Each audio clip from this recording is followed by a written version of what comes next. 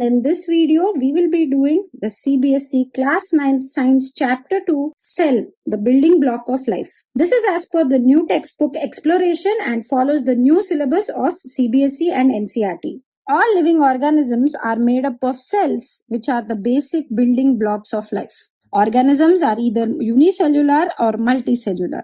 How do we study cells? So to study cells, a magnification was needed to help understand how cells work. So Robert Hooke observed the cells of a cork under the microscope and coined the word cell. So under the microscope, the cells appear like this. How do we estimate the size of the cell in the microscope? Well, we measure the visible field in micrometers and the number of cells that we see along this diameter. So the estimated size of the onion peel becomes 5000 micrometers across as the diameter, and we can see around 8 cells along this. So estimated size of the cell would be 625 micrometer. Let us now start diving into the structure of the cell. Every cell has a nucleus, a cytoplasm, and cell membrane. These are the basic parts of every cell. A cell may contain cell organelles, and based on the sophistication of the cell, cells are divided into two types. A prokaryotic cell is a primitive cell which has a nucleus without any nuclear membrane, whereas a eukaryotic cell will have a well-defined nucleus with a nuclear membrane. A prokaryotic cell does not have a membrane-bound organelle which performs various functions, whereas a eukaryotic cell has membrane-bound organelles for each of the functions. Generally, prokaryotic cells are smaller in size and usually unicellular. Eukaryotic cells can be unicellular or multicellular and generally have a larger cell size. Moving on, let us understand each part of the cell and how each of them function, starting with the cell membrane. Structurally, the cell membrane is explained by a fluid mosaic model. Here, there is a bilipid layer with water-attracting head outward and water-repelling tails in the inward. And these have proteins in them which help with movement of the cell. The molecules can move sideways, flip and rotate within the membrane, hence it is fluid. And the proteins act like gatekeepers, helping the substances pass through. Since the molecules are arranged like this in a mosaic, it is called a mosaic model. Now the cell membrane that we have is semi-permeable. The movement of particles generally occurs from higher concentration to lower concentration, and this is called diffusion. Now, if diffusion occurs through a semi-permeable membrane or selectively permeable membrane, it is called osmosis, and the cell membrane is a semi-permeable membrane that selectively allows substances to pass through. So, if a cell is kept in different kinds of solution, this is what happens. If the concentration of the solution is equal to the concentration of the constituents inside the cell, which is called an isotonic solution, where iso means same, the cells remain same size. If the concentration of solution is less than the concentration inside the cell, called hypotonic solution, the cells will swell. And if the concentration of solution is more than the concentration inside the cell, it is called a hypertonic solution and cells shrink. This is mainly because of the selective permeability of the membrane, where it allows selective constituents based on diffusion and the concentration between inside the cell and outside the cell. In plant cells, there is an extra membrane called the cell wall, which helps in keeping the cell very rigid. So, cell wall of plant cells is made up of cellulose, which is mainly glucose linked together, which provides rigidity to the cell structure to withstand environmental changes such as heavy winds, rains, etc. Moving on to the inside of the cell, which is the nucleus. Nucleus has a double layer covering called the nuclear membrane, and inside the nucleus is a nucleolus, which is a round body where ribosomal subunits are synthesized. The nucleus contains chromatin, a thread-like structure that has compressed DNA. Before the cell divides, this chromatin arranges itself into chromosomes, and these chromosomes help in genetic distribution during cell division. But what are ribosomes? These are sites for protein synthesis for the cell.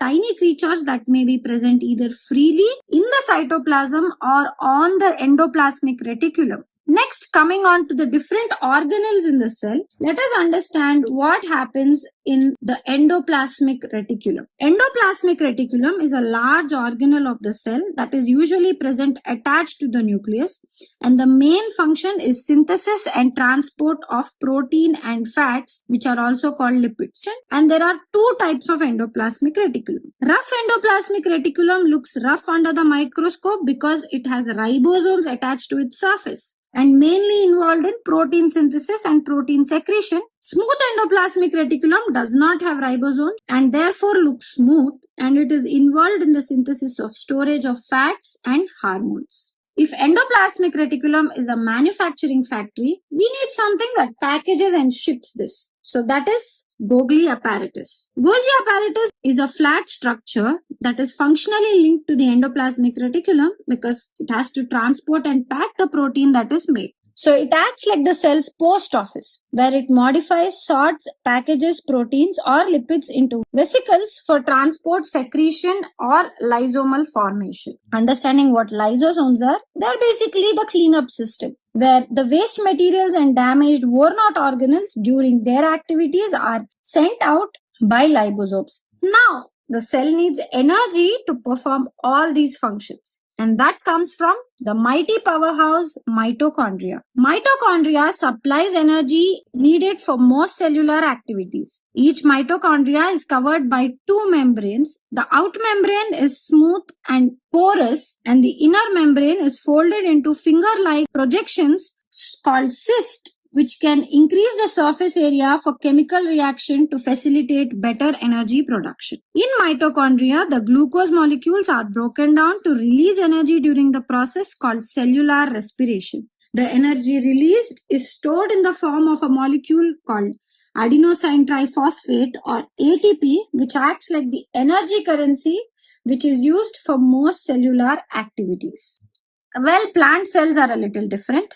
They need to be autotrophic to make their own food. So how does that happen? That happens with the help of pigmented organelles called plastids. Plants use specific organelle called plastids for photosynthesis and storage. The requirement of absorption of sunlight, which is needed for photosynthesis, is possible because of the green pigment called chlorophyll. And this is stored in a chloroplast, which is a type of a plastid. Inside the chloroplast, there is a semi-fluid substance called stroma. Within this stroma are described membrane structures that contain chlorophyll, light energy absorbed during photosynthesis, and the sugar synthesized in this process are stored in the stroma along with the starch granules. In petals and fruits, plastid contains pigment other than chlorophyll, and these are called chromoplasts, as these give color to the flowers and fruits that help in attracting pollinators for pollination and fruit-eating animals for seed dispersal. And if the plastids lack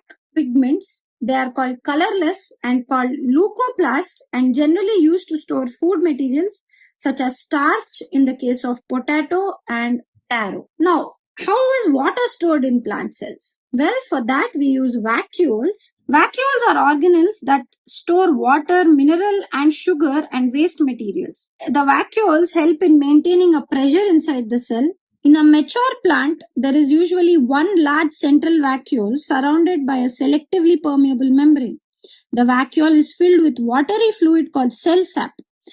Animal cells, the vacuoles are sometimes present, although they are not as large as plant vacuoles, as they help in temporary storage of materials. Now that we have seen every part of the cell, let us understand how normal cells grow and divide. Cell division is a process by which new cells are formed from pre-existing cells. This helps for living organisms to grow, repair damaged tissues, and reproduce. There are two major types of cell divisions, mitosis and meiosis. Mitosis is important for regular cell growth, repair, and maintenance. It is the basic form of asexual reproduction, while meiosis is important for sexual reproduction for creation of genetic diversity. Mitosis produces two genetically identical cells from one parent cell.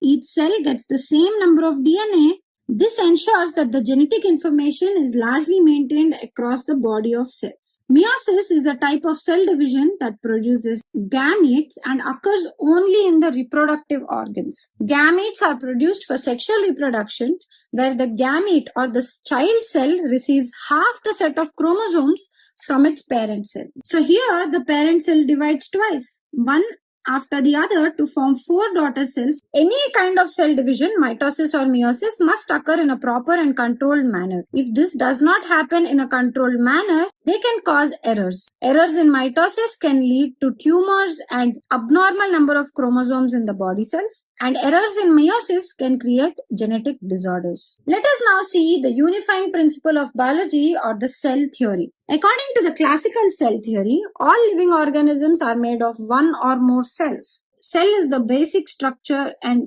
function of all living beings. Cells arise from pre-existing cells. Every dead cell is replaced by the new cell, and that carries out the same function. Every cell has a defined lifespan. If cells do not stop dividing when they should, or if they die too early, problems can arise. In animal cells, when cell division usually stops when cells come in contact with neighboring cells. This is called contact inhibition. If they lose this power they control, they divide uncontrollably, leading to the formation of tumors. This completes the chapter. Hope you have understood the chapter well. Recommend you to practice by reading this textbook once and solving all the questions behind the book. Subscribe to the channel for more such videos. Like the video and comment below which chapter of the new textbook do you want me to do next.